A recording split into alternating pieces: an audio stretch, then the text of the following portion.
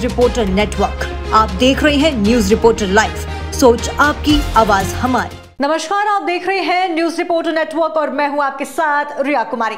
खबरों की शुरुआत करते हैं, लेकिन एक नजर हेडलाइंस पर। जोशीमठ में हादसा, होटल तोड़ने के काम में लगा मजदूर गिरा, हालत नाजुक। उत्तराखंड में अदानी मामले को लेकर प्रदेश भर में कांग्रेस का जोरदार प्रदर्शन, बोले घोटाले की खुल रही है पोल। जोशीमठ में मिट्टी की जांच से भूदसाव की वजह का पता लगा रहे हैं आईआईटी रुड़की के वैज्ञानिक, 11 जगहों से लिए गए नमूने। उत्तराखंड में प्रदेश के मेडिकल कॉलेज और अस्पतालों में लागू होगी एक समान पंजीकरण शुल्क दरें, प्रस्ताव तैयार। अब खबर विस्तार से। आज देहरादून में आम आदमी पार्टी कार्यालय में प्रेस वार्ता आयोजित की गई, जिसमें प्रेस वार्ता में आप के प्रदेश संगठन समन्वयक जोत सिंह बिष्ट के द्वारा संबोधित किया गया। उन्होंने प्रेस वार्ता के जरिए बीजेपी की असफलता पर सवाल उठाते हुए और यूकेपीएससी की पेपर परीक्षा लीक के मामले में कहा कि सरकार आरोपियों को जेल में डाल के दूध की ढूली नहीं हो जाएगी। उन्होंने सरकार की नाकामी और सबसे बड़ा उदाहरण यूकेपीएससी की परीक्षा पेपर लीक और अंकिता हत्याकांड में वीआईपी का नाम छुपाने को बताया है। उन्होंने जोशीमठ के आपदा प्रबंधक अधिकारी के पिछले रिकॉर्ड में भ्रष्टाचारी होने का दावा किया है और साथ ही उन्होंने प्रेस वार्ता के जरिए भी ऐलान किया कि मौजूदा सरकार के 1 वर्ष पूरे होने पर भ्रष्टाचार खत्म करने की आंदोलन चलाया जाएगा। देखिए, उत्तराखंड के अंदर भारतीय जनता पार्टी की ये सरकार जिस तरह से अपनी पीठ थपथपा करके लोगों के सामने झूठ का पुलिंदा पेश कर रही है, उसकी आड़ में ये सरकार भ्रष्टाचार में पूरी तरह से लिप्त हो गई है। और इसके पीछे जो मुख्य वजह है कि अंकिता हत्याकांड के वीआईपी का नाम आज तक उजागर नहीं हुआ।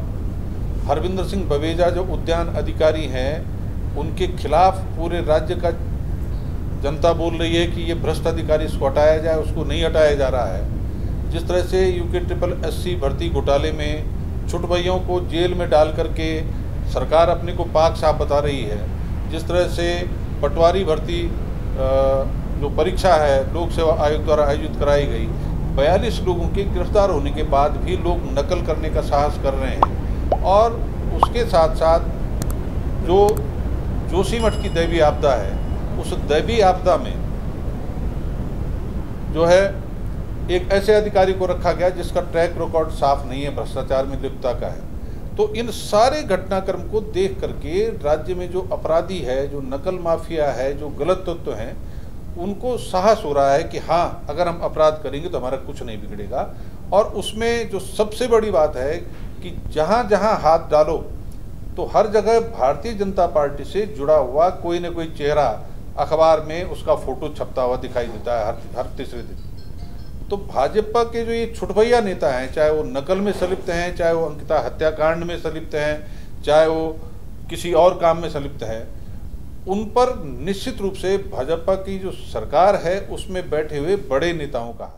खबर जनपद उधम सिंह नगर के खटीमा से है, जहां पूर्व सैनिक संगठन ने हाल ही में पारित 1 रैंक 1 पेंशन से संबोधित खटीमा उपजिलाधिकारी रविंद्र बिष्ट के माध्यम से राष्ट्रपति को ज्ञापन सौंपा है। वहीं भूतपूर्व सैनिक का कहना है कि ORP2 में जो सरकार द्वारा संशोधन किया गया है और जो उक्त लाभ से वंचित रह गए हैं, जिसमें संपूर्ण देश के JCO जिनके अंदर उक्त रोष व्यक्त है, क्योंकि इस प्रकार आदेश पारित होने से आगामी JCO में बहुत रोष देखा जा रहा है। OP का मसला नहीं है, इनके द्वारा ये कहा जा रहा है कि जो इनको JCOs और NCOs नॉन कमीशन्ड ऑफिसर्स को जो पेंशन अब अलॉट की जा रही है और जो major and above rank commissioned officers को जो पेंशन उनको मिल रही है, तो उसमें बहुत ज़्यादा डिस्पैरिटी है।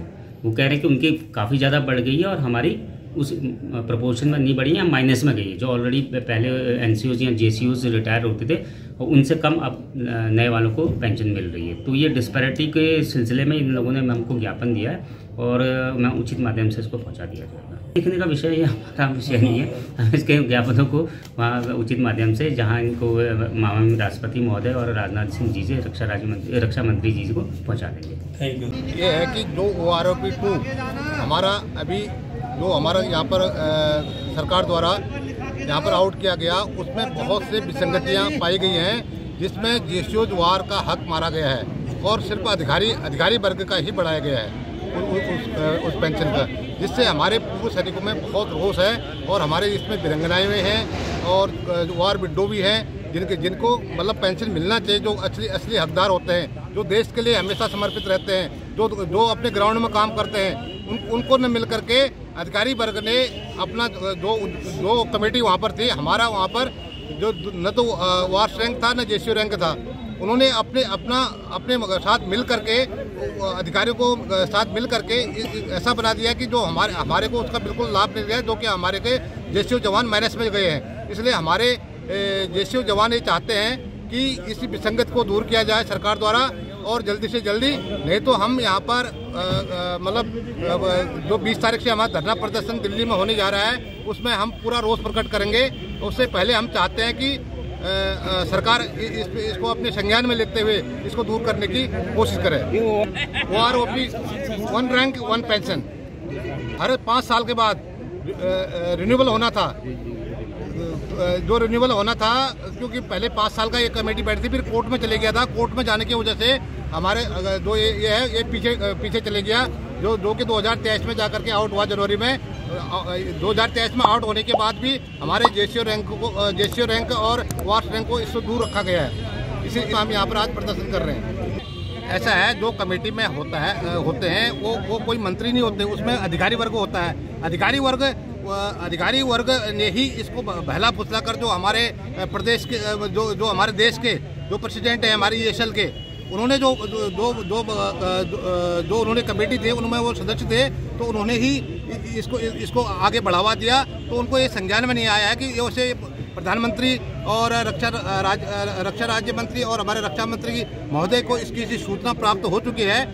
अब इसको संज्ञान में लेते हुए कार्रवाई करने की कोशिश कर रहे हैं और हम चाहते हैं कि इसको 20 तारीख से पहले इसको संज्ञान में लेकर इसकी विसंगतियों को दूर किया जाए। हल्द्वानी में कांग्रेस कार्यकर्ताओं ने जिलाध्यक्ष राहुल छिंदवाल के नेतृत्व में LIC मंडल ऑफिस के बाहर 1 दिवसीय धरना किया और केंद्र सरकार के खिलाफ जमकर नारेबाजी की। कांग्रेसियों का कहना है कि केंद्र सरकार की सार्वजनिक क्षेत्र की संपत्तियों को पूंजीपतियों के हवाले करने की साजिश रच रही है। अदानी समूह में भी भारतीय स्टेट बैंक और भारतीय जीवन बीमा निगम जैसे लाखों उपभोक्ताओं से जुड़े संस्थानों को शेयर खरीदने पर केंद्र सरकार मजबूर कर रही है। यही वजह है कि आज देश में ऐसे हालात पैदा हो रहे हैं। कांग्रेसियों ने कहा कि केंद्र सरकार को देश की जनता के पैसे से बनी सरकारी संस्थानों को पूंजीपतियों के हाथों की कठपुतली नहीं बनाना चाहिए। यदि ऐसे ही हालात रहे तो कांग्रेस पूरे प्रदेश में और उग्र आंदोलन करेगी। हमारे राष्ट्रीय नेतृत्व के आह्वान पर पूरे देश में ये आंदोलन हो रहा है और सभी जिला मुख्यालयों में और महानगरों में ये आंदोलन हो रहा है। जैसा कि हम लोग चाहते हैं कि जिस तरीके से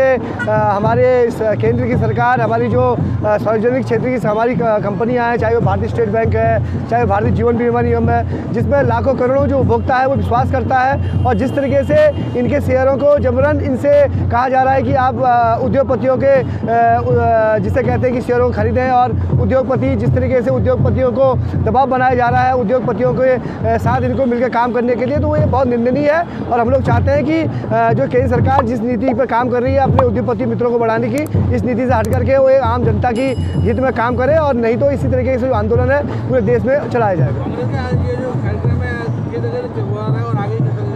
देखिए, आज जो कांग्रेस का कार्यक्रम है, आज जिला मुख्यालयों में और महानगर मुख्यालयों में कार्यक्रम हो रहा है, और निश्चित रूप से अब जो अगर ये हमें लगेगा कि भाई सरकार इन सब चीज़ों से नहीं चेत रही है, तो ये आंदोलन ब्लॉकों से लेकर के बूथ बूथ तक, घर घर तक ये जो जनता की आवाज़ है उसको पहुंचाया जाएगा, और ये पहुंचाने का काम कांग्रेस पार्टी करेगी और हमारा राष्ट्रीय नेतृत्व करेगा, हमारा प्रदेश नेतृत्व करेगा, और हम लोग सब करेंगे। नैनीताल दुग्ध उत्पादक सहकारी संघ के अध्यक्ष मुकेश बोरा ने दुग्ध संघ सभागार में प्रेस वार्ता कर जानकारी देते हुए बताया कि आगामी 9 फरवरी से दुग्ध उत्पादकों को बड़ा तोहफा दिया जा रहा है, जिसमें उन्होंने बताया कि दुग्ध उत्पादकों को क्रम मूल्य में 2 रुपए की वृद्धि के तहत अब 41 रुपए के बजाय 43 रुपए का भुगतान किया जाएगा। इस फैसले से दुग्ध उत्पादकों में खुशी का माहौल है। देखिए, समय समय पर हमारे प्रदेश के माननीय दुग्ध विकास मंत्री जो लगातार संवेदनशील हैं कि दुग्ध उत्पादकों को अच्छा मूल्य मिले, और लगातार वो पूरे दुग्ध संघों की और फेडरेशन की मॉनिटरिंग कर रहे हैं और लगातार उत्पादकों के हितों के लिए सरकार के माध्यम से भी माननीय मंत्री सौरभ बहुगुणा जी का प्रयास है और उन्हीं के मार्गदर्शन और उन्हीं के निर्देश पर, क्योंकि पिछली बार जब वो सामान्य निकाय बैठक में आए थे तो उनने अपने संबोधन में भी कहा था कि दुग्ध क्रय दरें बढ़ाइए, हमको निर्देशित करा था और उसमें सामान्य निकाय ने भी अनुमोदन दिया था कि 16 फरवरी या 1 मार्च से दरें बढ़नी चाहिए। उसमें मैंने माननीय मंत्री जी के निर्देशों और सामान्य निकाय के निर्देश पर दरें बढ़ाने की बात कही थी, लेकिन मुझे बड़ी खुशी हो रही है जहां हम 16 फरवरी या 1 मार्च से दूध के क्रय दरों को बढ़ाने की बात कर रहे थे, मेरे प्रबंध कमेटी के सदस्यों के सहयोग से, अपने दुग्ध संघ के अधिकारी कर्मचारियों के सहयोग से और पूरे जो हमारे टीम है नैनीताल दुग्ध संघ की उसके सहयोग से हमने अपनी वित्तीय स्थिति की समीक्षा करी। तो हमें निरंतर अच्छा काम हमारे दुग्ध संघ के अधिकारियों ने, सामान्य प्रबंधक ने, मार्केटिंग की टीम ने, फाइनेंस और वित्त ने करा है। तो उसमें हमें अपार खुशी हो रही कि हम जो 16 फरवरी या 1 मार्च से बढ़ाना चाह रहे थे और हम 1 रुपया बढ़ाएंगे या कितना बढ़ाएंगे ये भी तय नहीं था, लेकिन मैं आप सबके माध्यम से अपने 29,000 दुग्ध उत्पादकों को ये संदेश पहुंचाना चाहता हूं कि हम 9 फरवरी और शिवरात्रि से पूर्व 2 रुपये पूरे अपने उत्पादकों की दर बढ़ा रहे हैं। 6, 5 फैट और 9 SNF पे जो दर 41 रुपये थी उसको हम 9 फरवरी से 43 रुपये करेंगे और आगे जो वित्तीय स्थिति आएगी उसमें फिर मार्च अप्रैल में जो और संभावना होगी तो उसको आगे बढ़ाया जाएगा। लेकिन ये एक ऐतिहासिक पल है कि फरवरी में 2 रुपये बढ़ाते हुए नैनीताल दुग्ध संघ ने एक और नया कीर्तिमान स्थापित करा है कि 1 साल में 6 रुपये प्रति लीटर के रेट नैनीताल दुग्ध संघ ने बढ़ाए हैं, जो कि आज तक के इतिहास में सबसे बड़ा कदम है। आपको बता दें कि खटीमा के मुख्य बाजार में स्थित खटीमा पोस्ट ऑफिस में हुई चोरी का पुलिस ने मात्र 12 घंटे में किया खुलासा। जी हां, आपको बता दें खटीमा बाजार चौकी इंचार्ज होशियार सिंह ने 12 घंटे में ही अंतर्राष्ट्रीय चोर को धर दबोचा। वहीं खटीमा सीओ कार्यालय से सीओ वीर सिंह ने डाकघर में हुई चोरी का खुलासा करते हुए बताया कि कल खटीमा डाकघर के डाकपाल द्वारा डाकघर में ताला तोड़कर मॉनिटर और बैटरी सहित कई सामान चोरी होने की सूचना पुलिस को दी थी, जिस पर खटीमा पुलिस ने मुकदमा दर्ज कर मामले की जांच करते हुए 12 घंटे में ही चोरी के मामले का खुलासा करते हुए चोरी के आरोपी को खटीमा से गिरफ्तार कर लिया गया। जो यहाँ पे खटीमा में पोस्ट ऑफिस है तो उनके पोस्ट मास्टर साहब ने दिन में कोतवाली में तहरीर दी थी कि पोस्ट ऑफिस में रात्रि को ताला तोड़कर चोरी हो गई है और जिसमें कि उनके 3 मॉनिटर और कुछ बैटरियां गायब हो चुकी हैं और कुछ और दस्तावेज भी उन्होंने बताया। तो तहरीर के आधार पर हमने थाना कोतवाली में मुकदमा दर्ज कर दिया और उसके बाद हमारी जो कोतवाली की टीम है प्रभारी निरीक्षक के नेतृत्व में छानबीन की गई तो एक चोर को गिरफ्तार कर दिया गया है, जिसके कब्जे से 3 मॉनिटर और 6 बैटरियां और एक इलेक्ट्रॉनिक तराजू बरामद कर दिया गया है और अब इसमें अग्रिम विवेचना चल रही है। सर, आपराधिक इतिहास अभी निकाला जा रहा है, लेकिन हाँ ये पहले भी चोरी के मुकदमे में जेल जा चुका है, लेकिन अभी इन्वेस्टिगेशन के दौरान हम इसका पूरा आपराधिक इतिहास भी निकालेंगे। ये है कि सवेरे हम आए तो देखा ताले कटे हैं वहाँ पर, एक ताला कटा था, एक कुंडा कटा था, कमरा खुला था, सामान अस्त व्यस्त था। तो अंदर आए देखा कि सब सामान दिख रहा है, 3 कंप्यूटर गायब हैं, 3 मॉनिटर गायब हैं और पीछे यूपीएस की 16 बैटरियाँ थी वो भी गायब हैं और एक यूइंग मशीन थी वो काउंटर में लगी थी, सीट पोस्टर स्टिकर जिसमें तोला जाता है वो भी गायब थी। उसके बाद हमने पुलिस को बुलाया, वहाँ थाने वहाँ चौकी में गए, फिर इंस्पेक्टर साहब भी आए, उन्होंने वीडियोग्राफी वगैरह करी, मौका मुआयना करा, फिर उसके बाद तहरीर लिख के दी। सिलीगुड़ी जनपद देहरादून उत्तराखंड में पूर्व राज्य मंत्री और समाज सेवी अखिल अहमद ने आम इंसान पार्टी बनाई।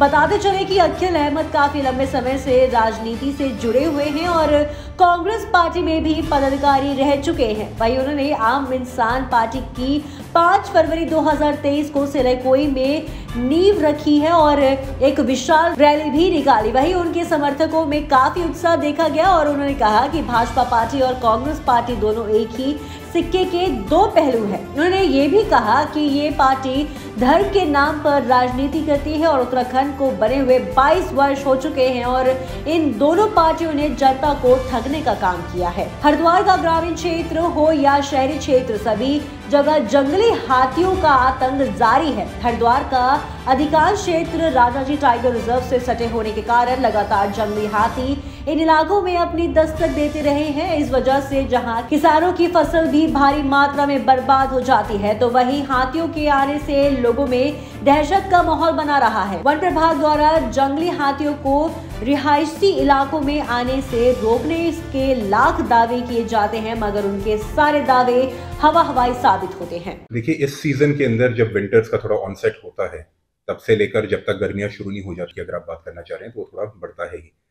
और गन्ने की मूवमेंट के कारण, क्योंकि गन्नों की खेती रहती है, तो उसके चक्कर में कई बार जो है हाथी निकलते हैं उस क्षेत्र से, चाहे वो राजा जी का सटा हुआ क्षेत्र हो क्योंकि वह टाइगर रिजर्व है, या आसपास की भी जो वन्य जीव जंतुओं वाली जो आबादी वाले एरिया है वहाँ से निकलते हैं।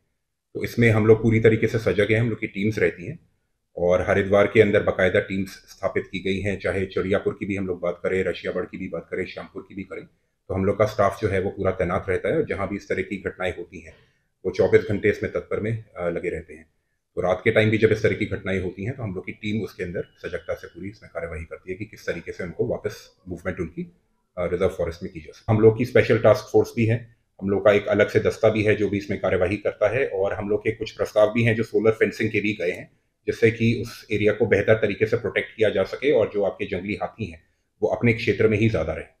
और लोगों को इसमें बहुत ज़्यादा भयभीत होने की आवश्यकता नहीं है, क्योंकि एक नेचुरल प्रोसेस होता है, एक नेचुरल मूवमेंट होता है। क्योंकि अगर हम लोग हाथियों की भी बात करें, उनके कॉरिडोर्स होते हैं, उनकी मूवमेंट एक पॉइंट से दूसरे पॉइंट पे होती है, तो जो भी बीच का आबादी का भी क्षेत्र होगा, अगर वो वहाँ पे मूवमेंट करते हैं तो वो वापस चले भी जाते हैं। जोशीमठ के प्रवेश द्वार पर बने होटलों में अधिक दरारें होने के कारण प्रशासन द्वारा पिछले 20 दिनों से होटलों को तोड़ने की कार्रवाई की जा रही है।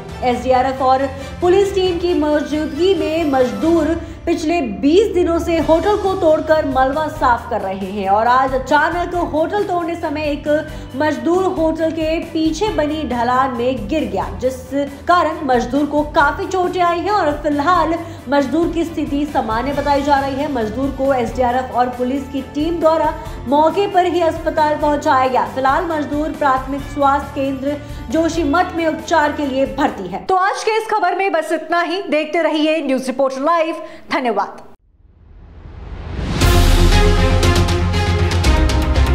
ये है न्यूज रिपोर्टर नेटवर्क। आप देख रहे हैं न्यूज रिपोर्टर लाइव। सोच आपकी, आवाज हमारी।